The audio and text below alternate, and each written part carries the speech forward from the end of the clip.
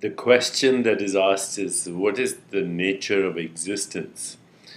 And the most succinct answer seems to be, existence is the awareness of existence. Because if there was no awareness of existence, then existence would not be there. In the great wisdom tradition of Vedanta, this truth is known as Sat Chit Ananda.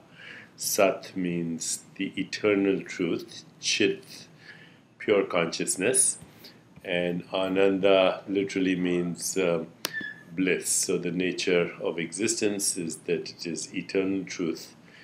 It is aware of itself, and it is of the nature of bliss because it is self-contained, self-organized, self-evolving, and expresses itself as the universe. Sat Chit Anand. And it is a fundamental reality. To propose a reality that is observer independent, as Einstein believed, is a contradiction.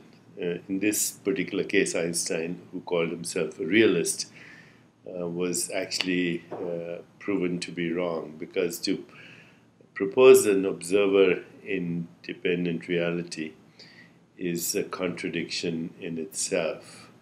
How do you propose something or explain something without an explainer?